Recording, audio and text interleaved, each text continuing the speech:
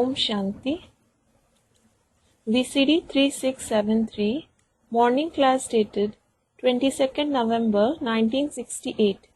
Clarification dated 16th July 2021. आज का प्रातः क्लास है 22/11/1968। Today's morning class is of the 22nd November 1968. शुक्रवार। Friday. रूहानी बच्चों के प्रति अर्थात आत्माओं के प्रति।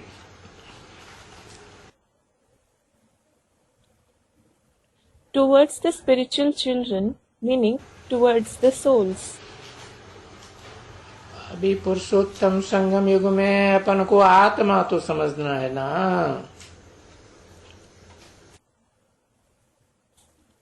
Now, you certainly have to consider yourself as a soul in the Purushottam Confluence age, haven't you? वेद के बाबा ने बच्चों को समझाया है कि पहले प्रैक्टिस करो कि हम आत्मा हैं, न कि शरीर। The Unlimited Baba has explained to the children, first of all, practice that you are a soul, not a body. समझा ना? Understood? तो ये बहुत प्रैक्टिस चाहिए। So, it needs a lot of practice. क्योंकि शरीर समझने की प्रैक्टिस तो अनेक जन्मों से पड़ी हुई है। It is because you have the practice of considering yourself as a soul for many births. हजारों साल हो गए। Thousands of years have passed. अब जब के आत्मा अपन को समझेंगे तभी बेहद का बाप परम पिता सब तुमको याद पड़ेंगे। Now you will recollect the Unlimited Father, the Supreme Father, and everything else only when you consider yourself as a soul.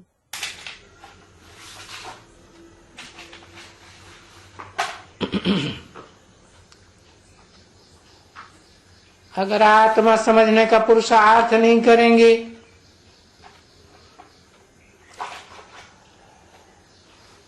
परमपिता को याद नहीं करेंगे तो तुमको लौकिक बाप लौकिक संबंधी याद आते रहेंगे। If you don't make the Purusharth of considering yourself as a soul and remember the Supreme Soul, you will keep remembering your worldly father and worldly relatives. क्योंकि देह का भान रहने से देह के संबंधी याद आएंगे या तो अपनी देह के धंधे याद आएंगे। It is because if you have the consciousness of the body, you will remember the bodily relatives or the occupations of your body. और फिर आत्मा याद न आने से आत्मा का बाप तो याद आएगा ही नहीं। And if you don't remember the soul, you won't remember the father of the souls at all. नहीं याद आएगा तो लौकिक धंधा धूरी सब याद आती रहेगी। If you don't remember him, you will keep remembering the worldly business, occupation, and everything.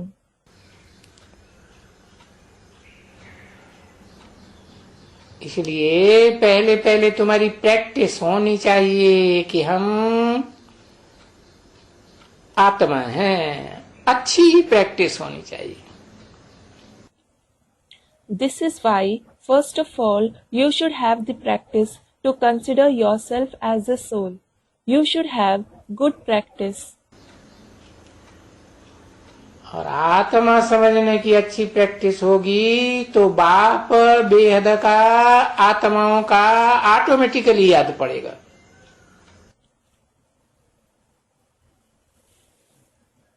If you have good practice of considering yourself as a soul, you will automatically remember the unlimited Father of the souls.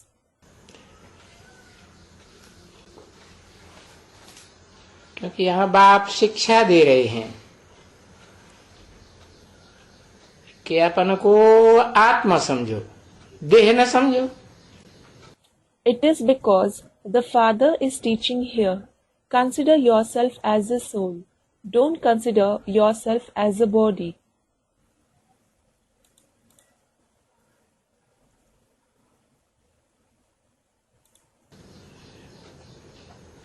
क्योंकि ये जो आत्मा का ज्ञान बाप देते हैं वो एक ही बार देते हैं और हर कल्प में एक ही बार देते हैं.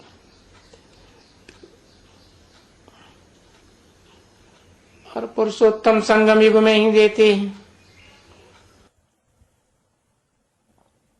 It is because this knowledge of the soul that the Father gives. He gives it only once, and He gives it only once in every cycle, and He gives it in the Purushottam Conference age alone. और कोई युग में नहीं देते हैं. He doesn't give it in any other age. अगर ऐसा नहीं होता तो घड़ी घड़ी कोई ये ज्ञान किसी को ये ज्ञान मिलता. Hadn't it been so, people would have received this knowledge every now and then. लेकिन नहीं,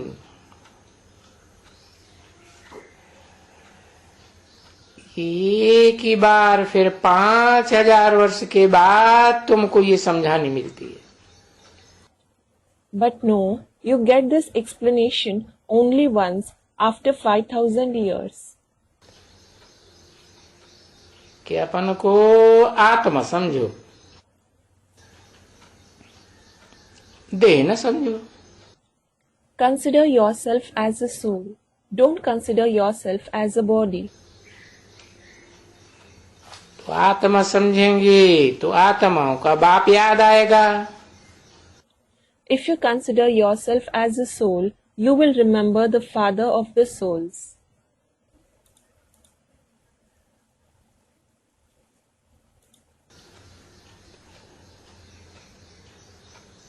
क्योंकि आधा कल्प तुम अपन को देह समझा है,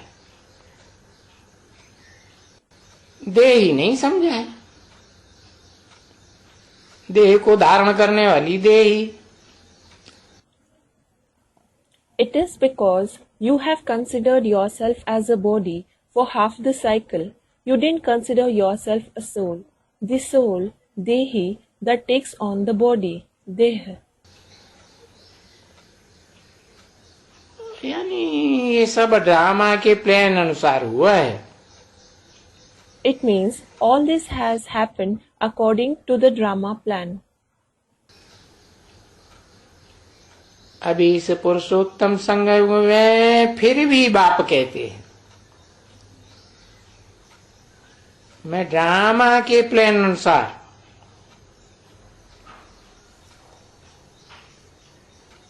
तुम्हारा जो सदैव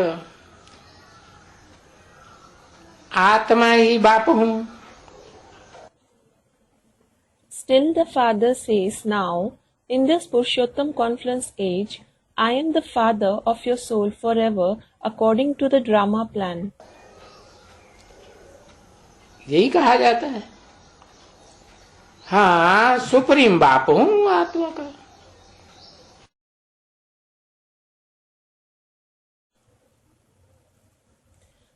This is what is said. Yes, I am the Supreme Father of the soul. पर हूं तो आत्मा ही ना.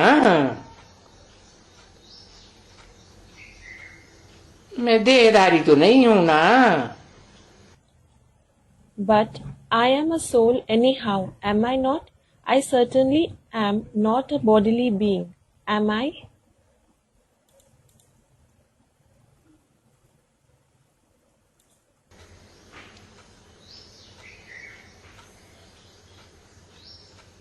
इसलिए मुझे फिर देह नहीं याद पड़ती है। This is why I don't remember the body. अब मुझे तो नहीं याद देह पड़ती है कि मैं तो सदा काल आत्मा हूं। Now, I don't remember the body as I am a soul forever. मुझे तो कहा ही जाता है सदा शिव ज्योति। I am certainly called Sada Shiv Jyoti, meaning the forever beneficial light. इनको देह याद पड़ती है। किनको? These ones remember the body, who है?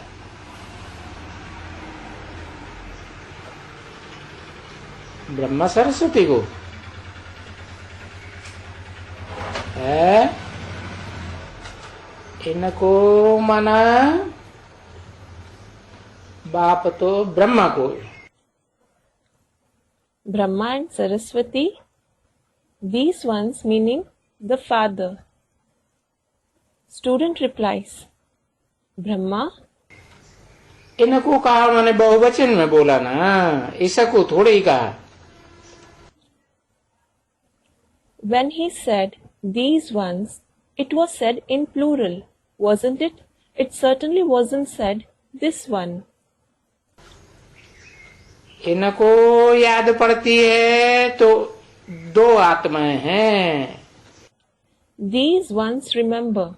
So there are two souls.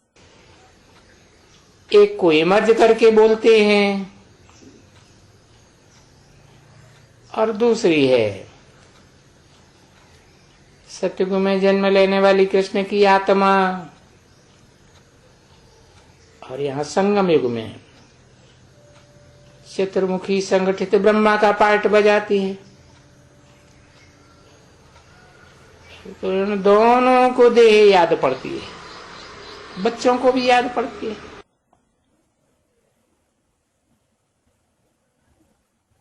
He brings forth one of them in his intellect and says that the other is the soul of Krishna who is born in the golden age, and here in the conference age he plays the part of the combined four-headed Brahma.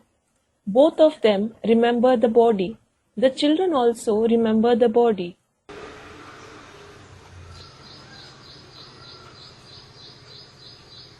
तो देखो ये दो हैं।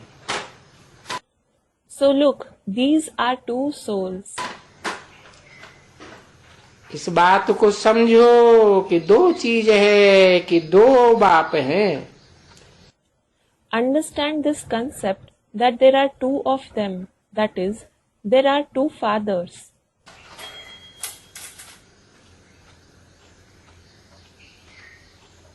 वो बाप है, He is the father. ये दादा है। This one is Dada.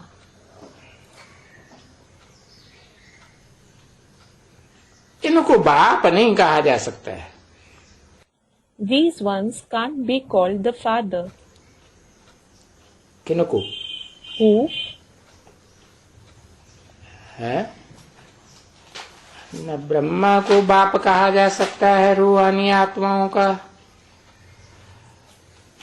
और न राम वाली आत्मा को, मुकर्रर शरीरधारी को।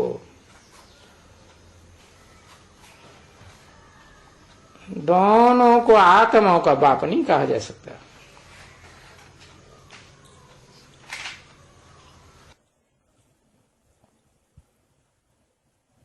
Neither Brahma nor the soul of Ram, the one who bears the permanent body, can be called the father of the spiritual souls.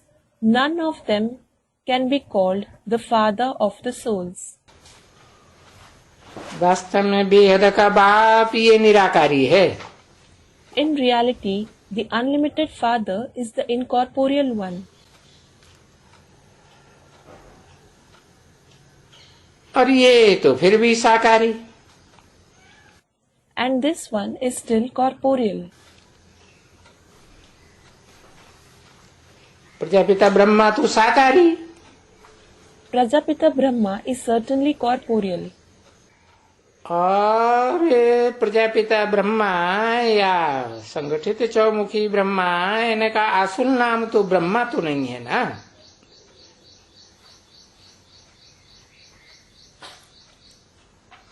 असुल नाम तो शरीर के ऊपर होता है।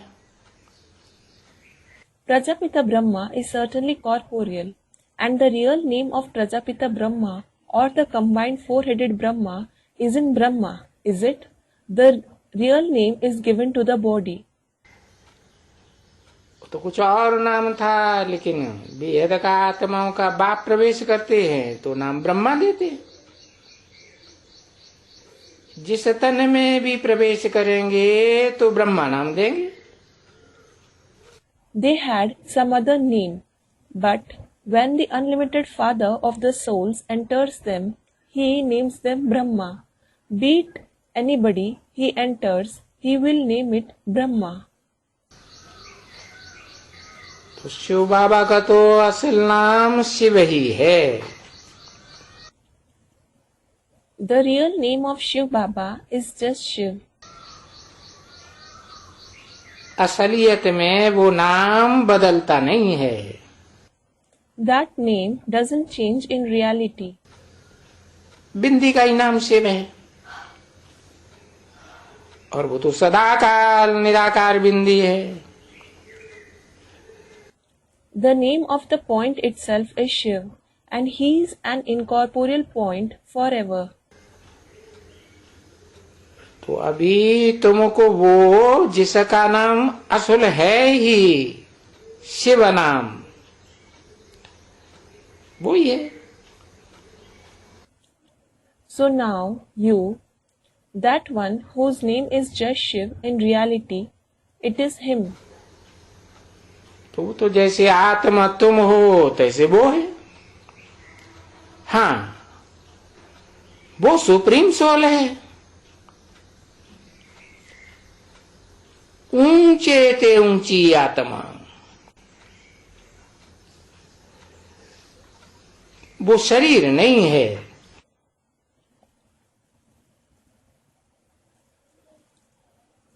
Well, just like you are a soul, he is also a soul. Yes, he is the supreme soul, the highest of the high soul. He isn't a body. उनका कोई भी शरीर नहीं। They don't have any body at all. भले कहते हैं जिस तन में भी प्रवेश करूंगा नाम ब्रह्मा रखता हूं। Though he says, I name the body I enter Brahma.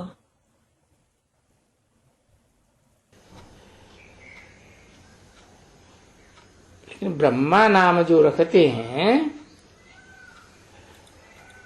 वो भी तो पार्ट के ऊपर नाम है ना।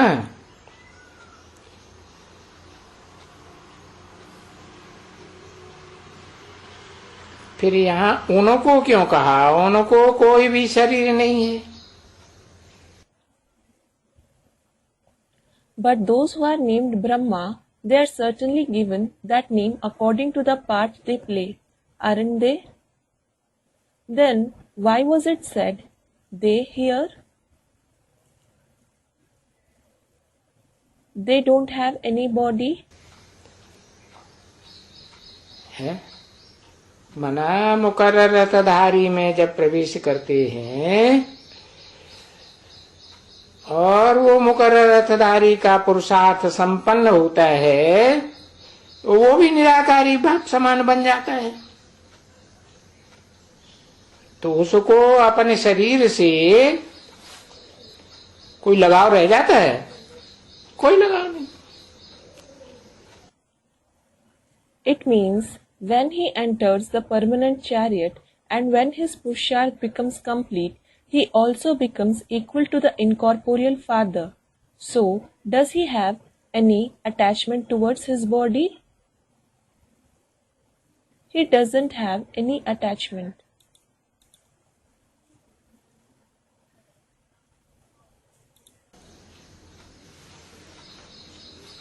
तो कहा जाता है कि उनको भी कोई शरीर नहीं है, न शिव को और न जिस मुकर्रर रथधारी में प्रवेश करते हैं उनको. So, it is said that they don't have a body, neither Shiv nor the permanent chariot he enters. और अभी आकर के शरीर में प्रवेश करे तो खाली आत्मा आती है और वो थोड़ा समय के लिए. किस समय अभी आती है. And now, when he comes and enters the body, just the soul comes for a short time. In whom does he come now? है वही चतुर्मुखी संगठित ब्रह्मा में आती है. He comes in that very combined four-headed Brahma. सदाकाल के लिए आती है क्या? Does he come in them forever? वो तो कोई देह अभिमानी थोड़े ही हो सकते हैं. वो तो सदा आत्माभिमानी है. He can't be body conscious.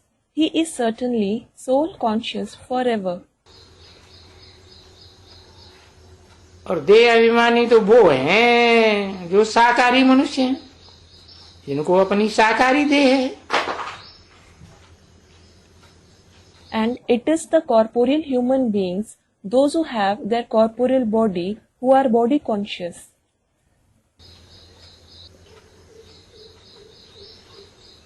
वो तो देह अभिमानी. They are certainly body conscious.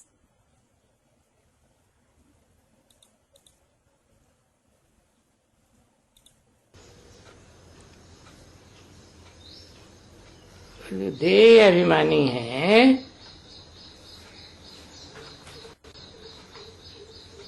वो देह ही नहीं हो सकेंगे ना. So, those who are body conscious, they certainly can't become soul conscious, can they? तो जो देही हो सकेंगे उनको तो सहज है. So, it is easy for the ones who can become soul conscious. किनको किनको Who all? है?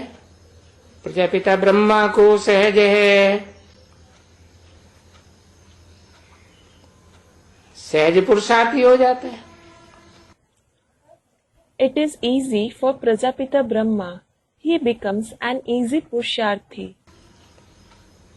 पहले पहले सहज हो जाता है. और शिव तो है ही देही आत्माभिमानी. It becomes easy for him first of all, and Shiv is no doubt a Dehi, soul conscious. तो जब दोनों आत्माएं आत्माभिमानी होती हैं तो उनको कोई प्रैक्टिस नहीं करनी है. So, when both the souls become soul conscious, they don't have to do any practice. पुरुषार्थ कहेंगे प्रजापिता ब्रह्मा का भी पूरा. It will be said that the Purusharth of Prajapita Brahma is also complete at that time. फिर तो उन दोनों को प्रैक्टिस करानी है. Then, both of them have to make others practice.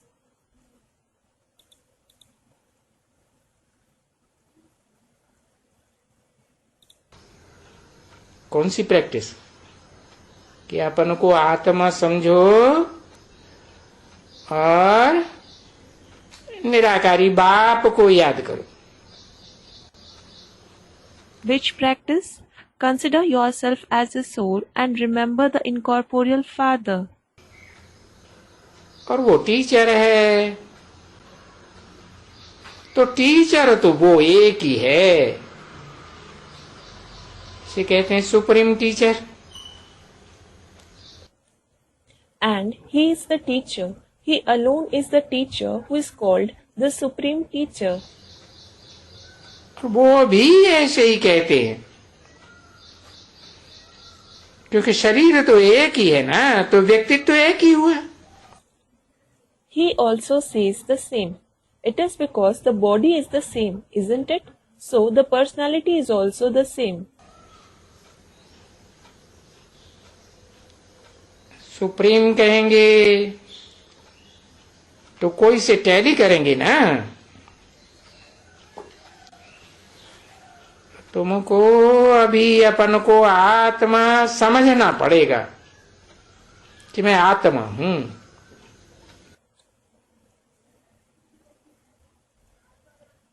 When he is called supreme, he will certainly be compared with someone else, won't he? You will have to consider yourself a soul now, thinking, I am a soul.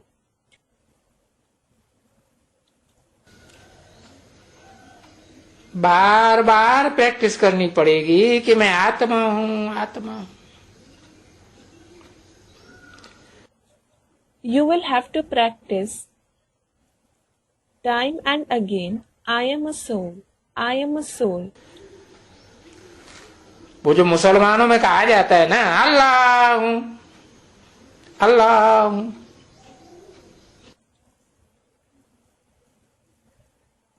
It is said among the Muslims, I am Allah, I am Allah, Allah, isn't it?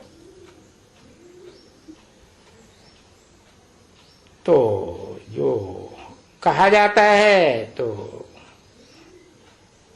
तुम फिर बैठ करके ये पाठ पढ़ो, मैं आत्मा हूं। So it is said, sit and learn this lesson, I am a soul.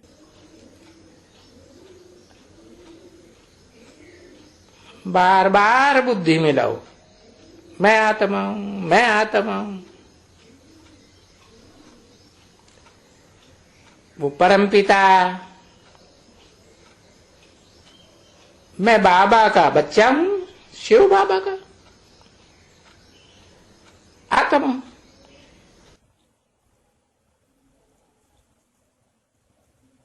Bring it to the intellect time and again. I am a soul, I am a soul. He is the Supreme Father and I am the child of Baba, Shiv Baba. I am a soul. Shiv बाबा का बच्चा, ये तो पक्की practice हो जावे तुमको।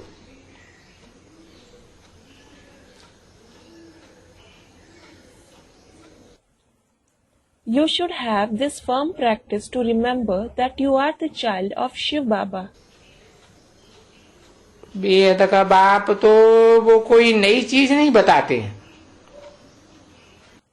What the unlimited Father says isn't something new.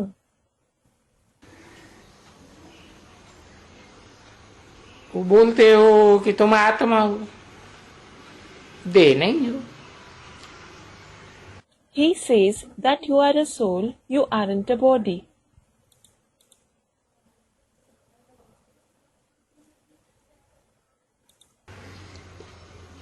क्योंकि तुम अपन को पक्का आत्मा समझेंगे,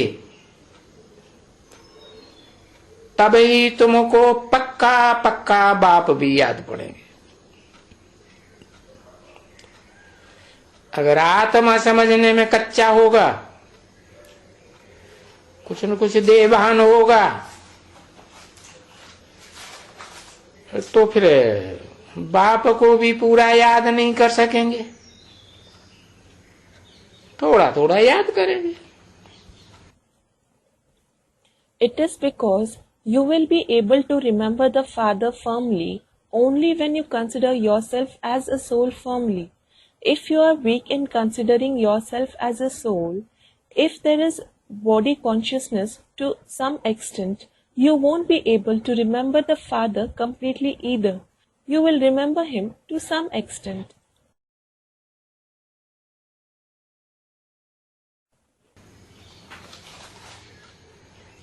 तो पहले पहले तो मैं आत्मा हूं, यही बात पक्का करो। First of all, make this concept firm that you are a soul. फिर समझाते हैं कि तुम बच्चों को देह का अहंकार है। It is because he explains that you children have bodily arrogance.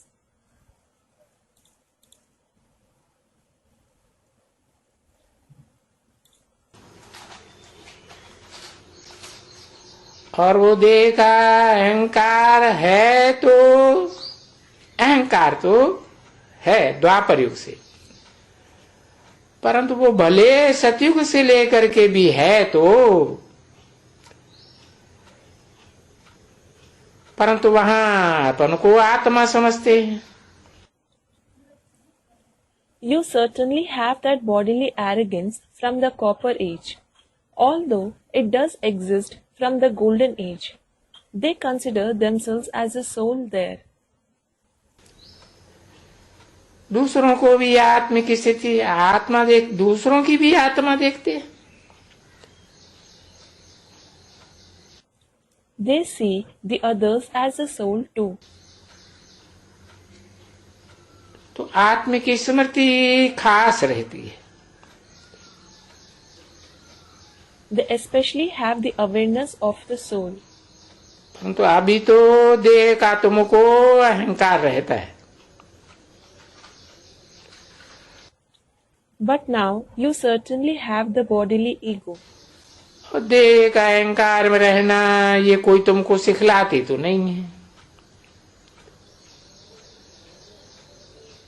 ना अभी सिखलाता हूं।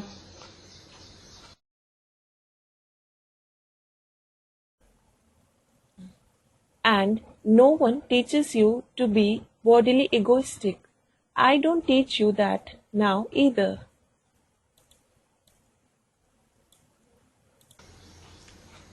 बस फिर तो कोई तुमको सिखलाता नहीं। सतयुग में कोई तुमको सिखलाते हैं क्या कि तुम अपन को आत्मा समझो, आत्मा समझो, आत्मा समझो? यहां सिखलाते हैं। क्यों? That's it. Then no one teaches you anymore. Does anyone teach you in the golden age saying, consider yourself as a soul, consider yourself as a soul? Here it is taught to you. Why? सतयुग में क्यों नहीं सिखलाते? Why doesn't he teach that in the golden age? तो वहां तो पक्की practice करके आए हो ना पिछले जन्म में। It is because you certainly went there after practicing it firmly in the previous birth, didn't you? सतयुग से पहले कौन सा जन्म होता है, कौन सी युग में? Which birth do you have before the golden age? In which age?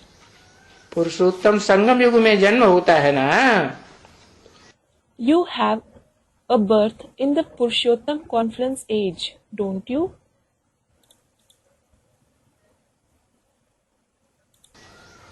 तो पक्की प्रैक्टिस कराते हैं। तो सतयुग में कोई नहीं सिखलाते हैं। So he makes you practice it firmly. So no one teaches that in the golden age. नहीं, फिर भी वहां नाम तो पड़ता है ना शरीर के ऊपर। नाम शरीर के ऊपर पड़ता है। आत्मा तो सबकी एक जैसी बिंदी। Still, they name the body there, don't they? The name is given to the body. Everyone's soul is certainly alike, a point. तो तुम बच्चों के ऊपर नाम तो पड़ता है, वो तो पड़ता ही है तुमको बुलाने के लिए।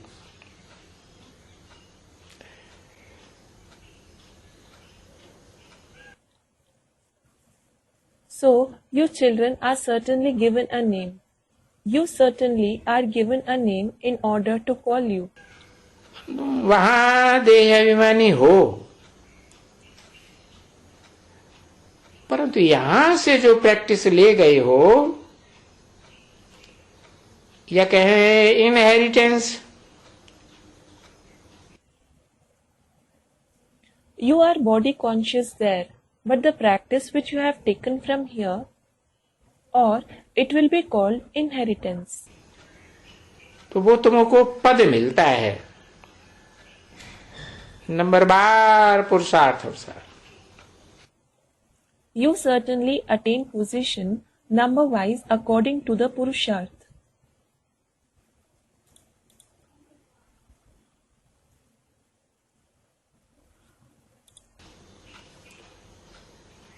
बाकी नाम से तो ऐसे ही बुलाएंगे ना, ये फलाना फलाना देवता, ये फलानी देवी, ऐसे बुलाएंगे। As for the rest, they will certainly call you by your name in this way. Oh, so and so Devta. Oh, so on Devi. Won't they? They will call you that way. तो नाम तो जरूर है, और नाम तो सबका रखा जाता है, चाहे देवता हो, चाहे ऋषि मुनि हो, कोई भी मनुष्य हो, कोई राक्षस हो। कृष्ण का भी तो नाम रखा जाता है ना। So, you certainly have a name, and everyone is given a name, whether it is a deity, a sage, a saint, any human being, or any demon. Krishna is also given a name, isn't he? तो इस दुनिया में, चाहे वो नई दुनिया हो, पुरानी दुनिया हो, नाम तो सारा चलता ही है ना। So, in this world, whether it is the new world or the old world, names are certainly used, aren't they? उस नाम से ही सारा धंधा चलता है। All the business and activity is carried out only with names.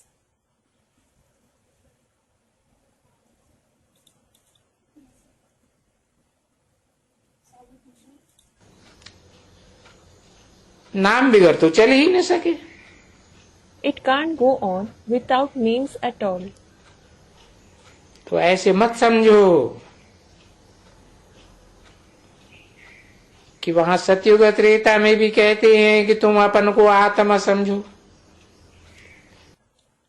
Don't think they also say there in the golden and the silver age, consider yourself as a soul. वो तो संगम युग में जो प्रैक्टिस पक्की की हुई है वो वहां बनी रहती है।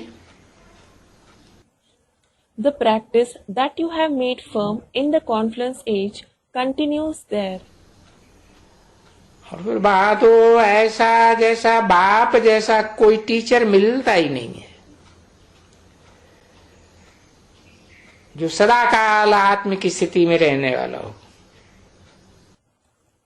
And there you definitely can't find a teacher like the Father, the one who stays in the soul conscious stage forever at all.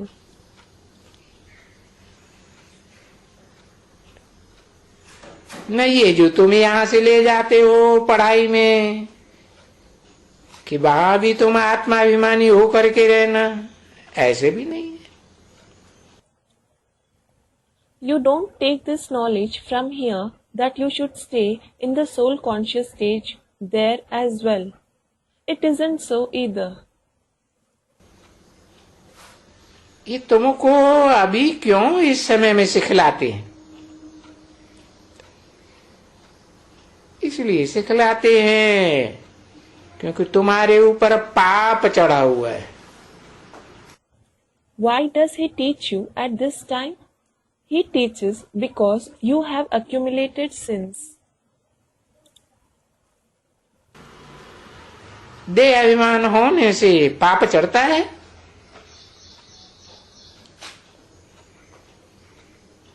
पीछे देखो, पाप थोड़ा थोड़ा थोड़ा जैसे कि चढ़ते रहेंगे. Sins accumulate as you have body consciousness. Look, it is as if you will keep accumulating the sins little by little in the future.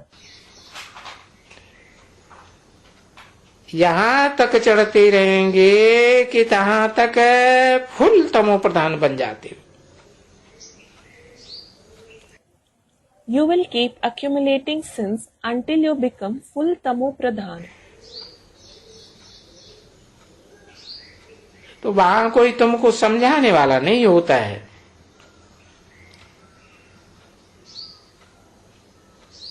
न स्वर्ग में न नरक की ये पुरानी दुनिया में. So, there is no one there to explain to you, neither in heaven nor in hell, this old world.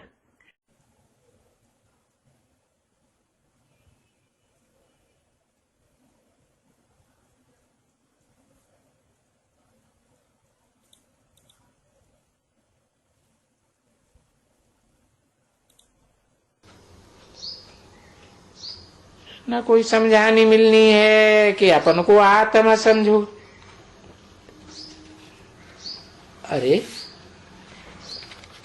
क्यों ऐसा होता है?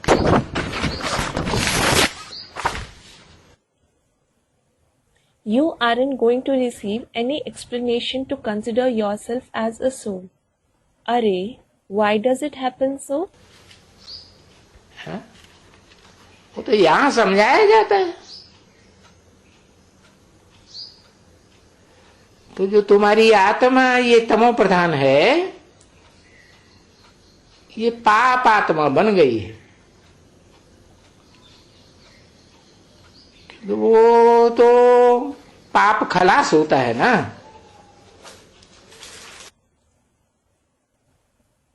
It is certainly explained here. So, your soul that is tamo pradhan has become a sinful soul. Those sins are destroyed, aren't they?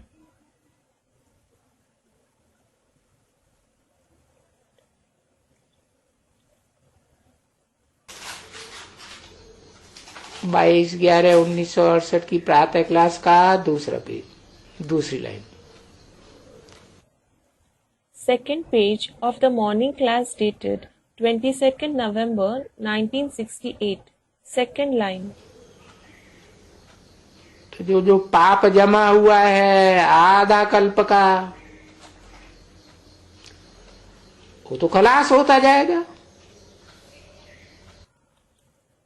The sins that have accumulated for half a cycle will certainly keep being destroyed. जितना जितना तुम अपन को आत्मा समझ करके बाप को याद करेंगे तो बाप के संग के रंग से कमती होता जाता है. The more you consider yourself as a soul and remember the Father, they keep reducing by the color of the Father's company. सतो प्रधान से देखो, फिर त्रेता में ही तुम सतो बनते हो. Look, from being Sato Pradhan, you become Sato in the Silver Age itself. सतयुग में तो सतो प्रधान थे. You were in fact Sato Pradhan in the Golden Age.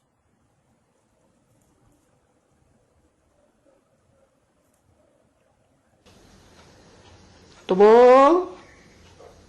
सत्वगुण की प्रधानता चली जाती है। So that dominance of the sattva quality vanishes.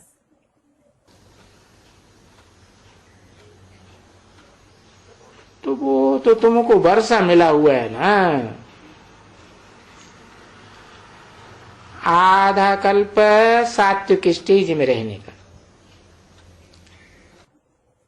So you have received the inheritance of staying in the sattvic stage for half a cycle, haven't you?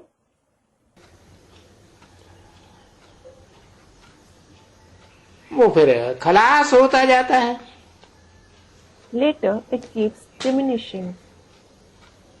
और ये वर्षा कैसे मिला? ऐसे ही मिला कि ये याद किया जाता है हम आत्मा है, बाबा का बच्चा है, आत्मा है, शिव बाबा का बच्चा। And how did you receive that inheritance? You got it as you remembered, I am a soul, I am the child of Baba. I am a soul, the child of Shiv Baba. Shiv बाबा का बच्चा होने से हमको उनसे वर्षा मिलता है। We attain inheritance from them as we are the children of Shiv Baba.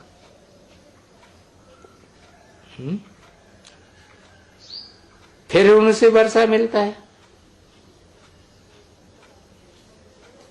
उससे क्यों नहीं कहा? एक से मिलता है या दो से मिलता है? Again it was said, we attain the inheritance from them. Why wasn't it said from him? Do we attain the inheritance from one soul or two souls? आत्माएं तो दो है ना, एक सदाशिव सदैव कल्याणकारी। There are certainly two souls, aren't there? One is Sadashiv, the one who is beneficial forever. और एक सदा कल्याणकारी नहीं है। And the other isn't beneficial forever. कम से कम आखिरी जन्म में तो कल्याणकारी है कि विनाशकारी है? आखिरी जन्म में, आखिर में जाकर के तो विनाशकारी बन जाता है।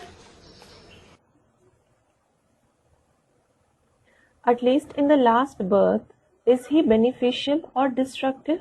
In the last birth, he ultimately becomes destructive.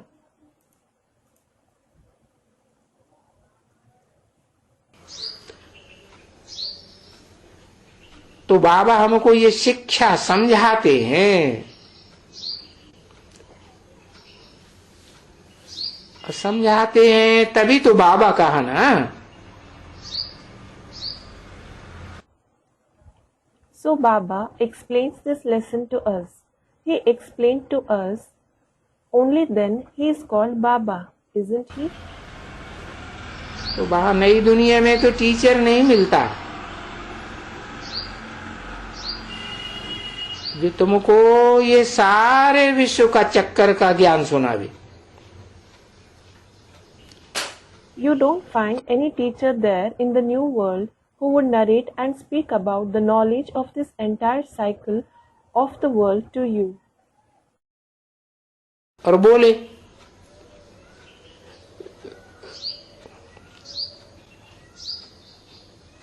और ये तो बोलता है मैं तो नई दुनिया में नहीं आता हूं ना, न पुरानी में आता हूं। And this one in fact says, I certainly don't come in the new world or in the old world. मैं तो अभी पुरुषोत्तम संगम युग में तुमको समझाता हूं, बस। I certainly explain to you now in the Purushottam conference age. That's it. और ये सब तुमको क्यों समझाता हूं? And why do I explain all these things to you?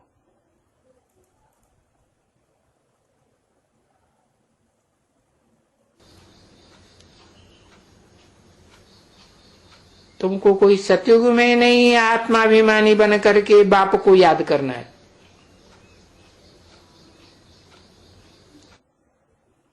You don't have to remember the Father being soul conscious in the golden age.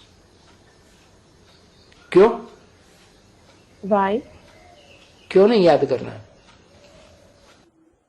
Why don't you have to remember him there? क्योंकि वहां भी बाप को याद करें और वहां भी बाप अगर हो फिर तो नीचे उतरेंगे कि ऊपर चढ़ेंगे। It is because if you remember the Father even there, and if the Father is also present there, then will you descend or will you ascend? फिर तो ऊपर चढ़ेंगे। लेकिन सतयुग से तो जब 16 कला संपूर्ण जन्म लेते हो फिर तो नीचे उतरना शुरू हो जाता है ना। If that's the case, you will certainly ascend, but you certainly start descending when you have the birth complete with 16 celestial degrees in the golden age, don't you?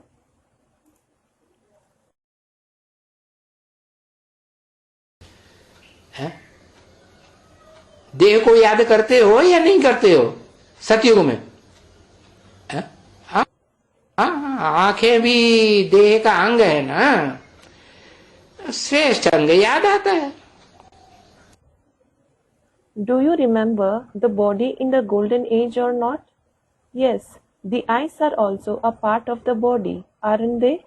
You remember the elevated part of the body.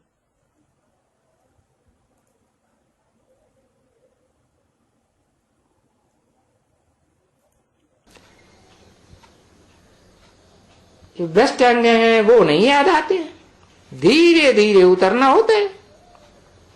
You don't remember the corrupt parts of the body.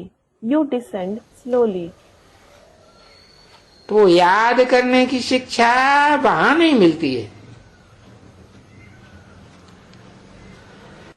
So, you don't receive the knowledge to remember there. और वहां तो सब अपने अपने नाम पर ही चलते हो। And all of you certainly act with your names there. कोई को बुलाएगा भी तो अपने नाम पर,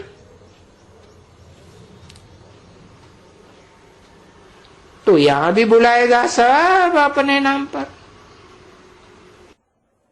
If someone does call another, he calls him by his name. So everyone calls another with their names here as well. पर तुम हर एक को अभी इस पुरुषोत्तम संगम युग में याद करना है। But each and every one of you have to remember now in this Purushottam conference age.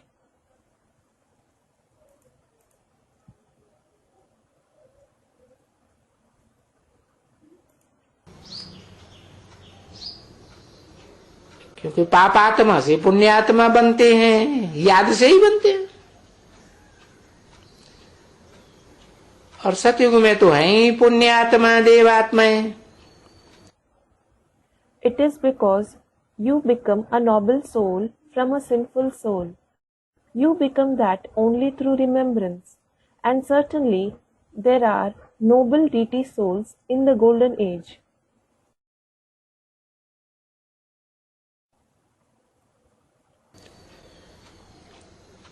वहां कोई पाप तो करते नहीं है।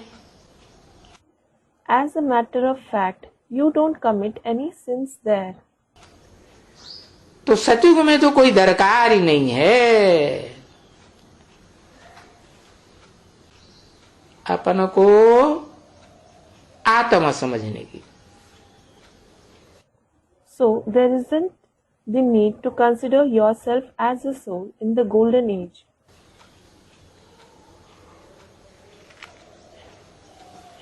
नहीं, ये प्रैक्टिस वहां करनी नहीं होती है,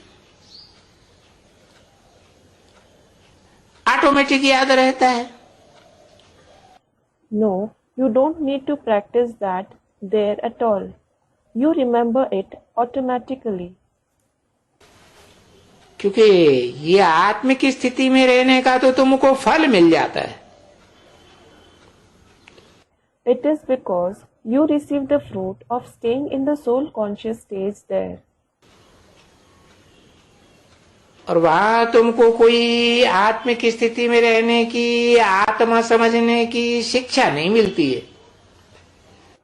And you don't receive any knowledge of staying in the soul conscious stage and considering yourself as a soul there.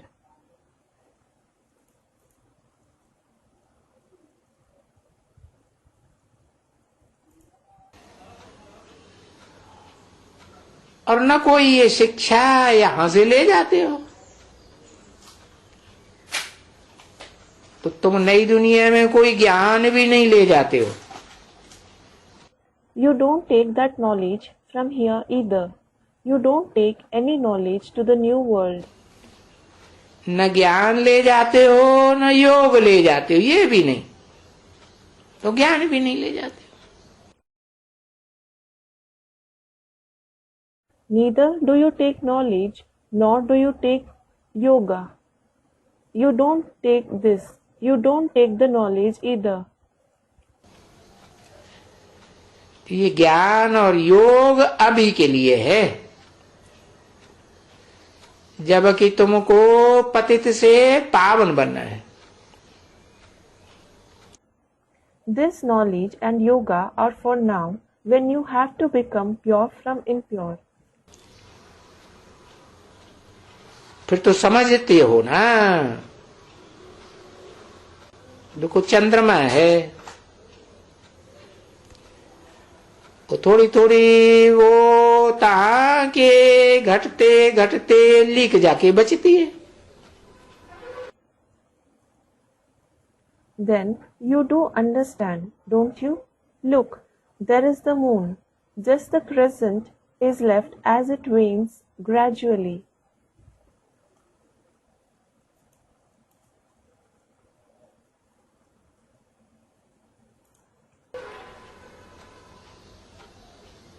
तो भी ऐसे ही है,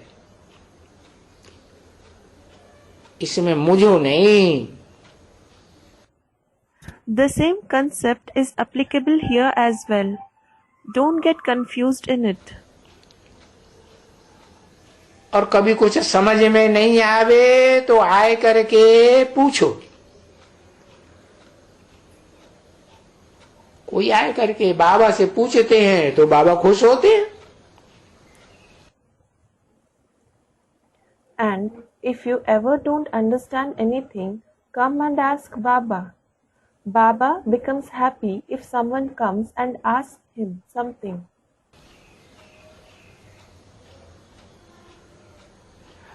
तो बाबा तो सिर्फ पूछते ही एक बात है कि तुमको निश्चय है कि तुम आत्मा हो. शरीर तो नहीं हो ना. So Baba just asks one thing. Do you have faith that you are a soul? You certainly aren't a body, are you? तो बाप भी कहते हैं तुम अपन को आत्मा समझो. So the Father also says, consider yourself as a soul. सदा काल आत्मा समझो. Always consider yourself as a soul. और वो आत्मा क्यों नहीं याद आती है सदा काल? Why don't you always remember that soul?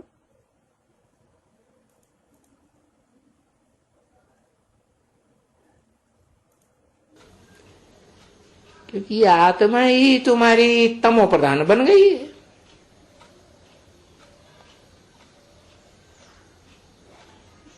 आत्मा तमो प्रधान बनी है और ये बात बुद्धि में डाल देते हैं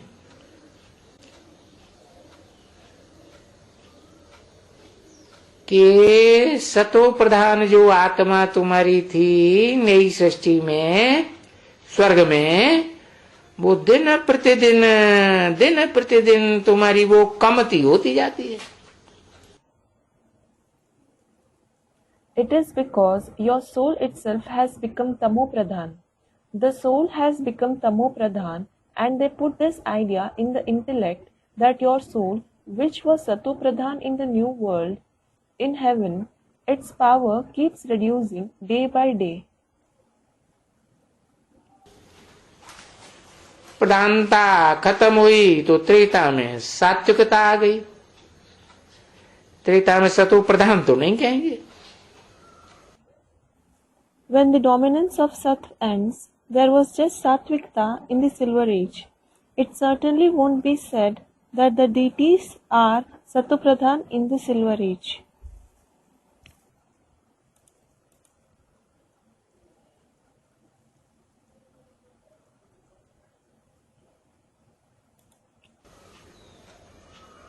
जैसे चंद्रमा कमती होती जाती है ना, रोशनी क्षीण होती जाती है। Just like the moon keeps waning, doesn't it? The brightness keeps becoming faint. तो ये सबक है तुम्हारा, अच्छी तरह याद करना है कि मैं आत्मा हूं। So, this is your lesson which you have to remember very well. I am a soul. अब ये प्रैक्टिस पूरी पक्की ना होने से तुम भूल जाते हो बाप को। You forget the Father because you don't have this complete firm practice now. तभी कहते हैं कि भला पहले पहले पहले जो देह अभिमान है और आत्मा अभिमान है, Only then it is said, well, first of all, body consciousness and soul consciousness.